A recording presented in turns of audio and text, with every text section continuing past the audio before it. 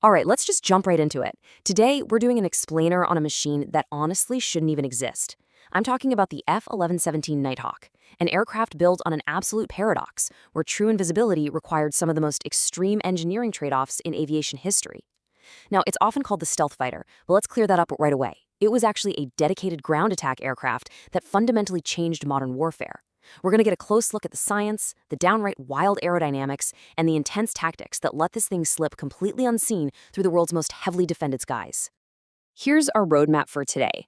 We'll kick things off with the physics of invisibility, then move into how this thing actually defies aerodynamic laws and how they masked its heat signature. After that, we'll get into survival and EMV tactics, look at its combat triumphs and vulnerabilities, and wrap up with its life today as the modern Phantom. Okay, Section 1, the physics of invisibility. To really get the F-117, you gotta appreciate how insanely fast this highly classified project came together.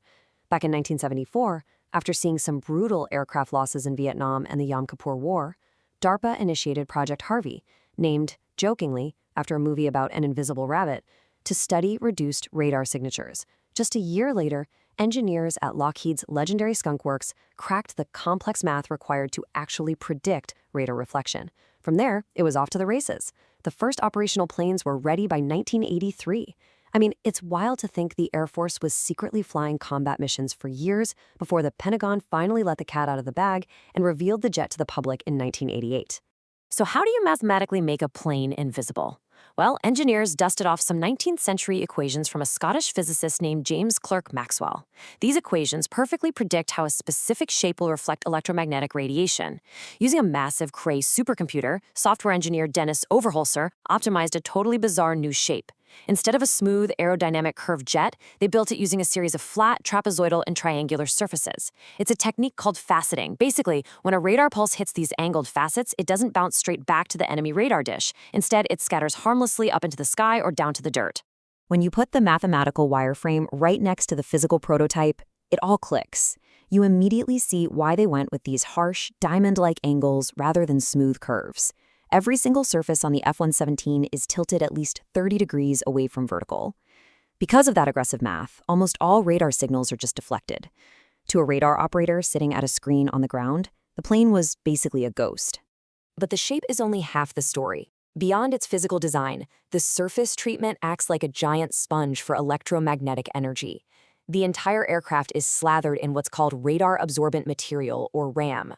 If a radar wave actually manages to hit the plane dead-on, this specialized rubber and ceramic coating weakens and absorbs the return signal. Now, this stuff was heavy. We're talking almost a full ton of extra weight glued onto the airframe. And any gaps between those sheets, they were meticulously smoothed over with a special radar-absorbing putty that the flightline crews just called butter. Moving right along to Section 2, define aerodynamic laws. There's a great story that perfectly captures the absolute irony of this design.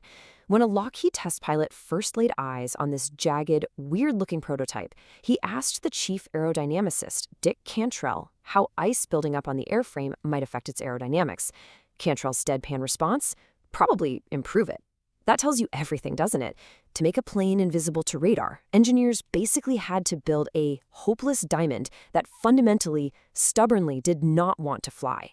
Aerodynamic stability was totally sacrificed at the altar of stealth. Those jagged facets made the aircraft wildly unstable on all three axes: pitch, roll, and yaw. Honestly, a human pilot literally could not fly this thing manually. If they tried, it would just tumble out of the sky. Instead, the pilot's control stick wasn't directly hooked up to the wings. It was wired into 4 separate, computerized, fly-by-wire systems that were making thousands of split-second micro-adjustments to the control surfaces every minute just to keep the jet flying level. All right, Section 3, masking the heat signature. Now, radar is one thing, but what about heat-seeking missiles? Here's where we see another massive engineering trade-off. To stay hidden, the F-117 completely ditched the immense speed and power of an afterburner. They took the F-404 engine, the same one used in the FA-18 Hornet, and highly modified it. They gave it a specialized fuel system to meticulously manage fuel flow, which kept the overall engine operating temperatures incredibly low. No afterburner means no massive, glowing heat plume trailing behind you like a giant magnet for infrared missiles. If you look closely at the exact specs of this modified F404 engine, you see it only pushed out about 10,500 pounds of thrust and had a dry weight of 785 kilograms. Furthermore, they heavily shielded the engine exhausts, masking them to rapidly disperse the hot air, and they wrapped all the leading edges in heat-resistant materials. But this extreme thermal discipline came at a cost. The F-117 was strictly a subsonic aircraft, maxing out at around Mach 0.84. Once again, speed was completely sacrificed for absolute stealth. Section 4. Survival and EMV Tactics. Here is something absolutely crucial to understand. Stealth is conditional. It's not a magic invisibility cloak you just flip on with a switch. A pilot had to actively manage what's known as their EMV, or electromagnetic vulnerability. See, if you fly straight and level at super low altitudes, say 200 to 500 feet, your EMV is incredibly low. But the second you bank the aircraft steeply, you're suddenly exposing the massive flat top or bottom of the plane to enemy radar, turning yourself into a giant flying billboard. And if you pop open the internal weapon bay doors, bam, instant massive radar reflection. So try to imagine navigating a maze of overlapping enemy radar umbrellas. Oh, and you don't have your own active radar to help you out because broadcasting any radar energy would instantly give away your exact location. Pilots had to fly completely passive. They relied entirely on an inertial navigation system and forward-looking infrared sensors, FLIR, to guide their smart bombs. The pilot literally had to thread a path through these dangerous zones without making a sound. This led to a nerve-wracking, high-stakes procedure called threading the needle. Because different radars actually work totally differently, pilots had to use opposite tactics. For long-range Doppler radars, you had to fly in a perfect, constant arc around them to defeat their detection software. But for shorter-range pulse radars, you had to fly directly at them to present the absolute smallest possible profile. It completely transformed stealth from just a passive design feature into a highly active, heart-pounding survival strategy of managing altitude, banking angles, and split-second exposure times. Let's look at Section 5, Combat Triumphs and Vulnerabilities. All this extreme engineering met its ultimate test during Operation Desert Storm in 1991. The F-117 flew right into some of the most heavily fortified airspace on the planet, over Baghdad. Flying hundreds of sorties, they decimated 1,500 high-value targets, including the enemy's critical air defense networks.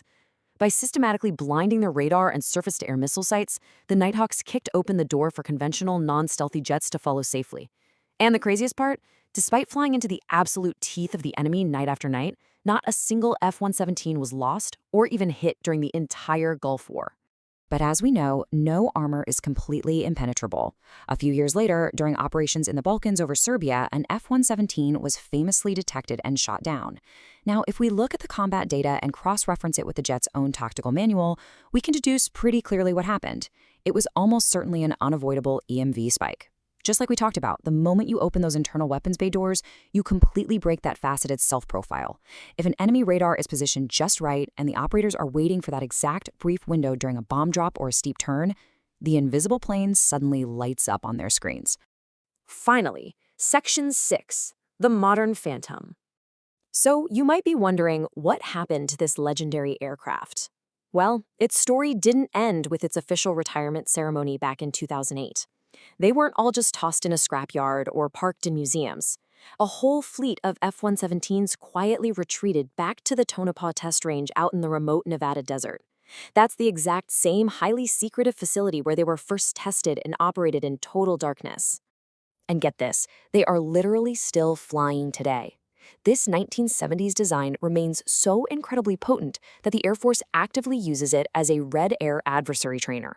By having our own pilots fly against the F-117, it perfectly simulates the radar signature of modern stealthy cruise missiles and foreign stealth fighters. Plus, it serves as a fantastic low-risk testbed for evaluating brand-new infrared and radar-enhancing materials. This keeps our super expensive modern jets, like the F-35, out of experimental harm's way.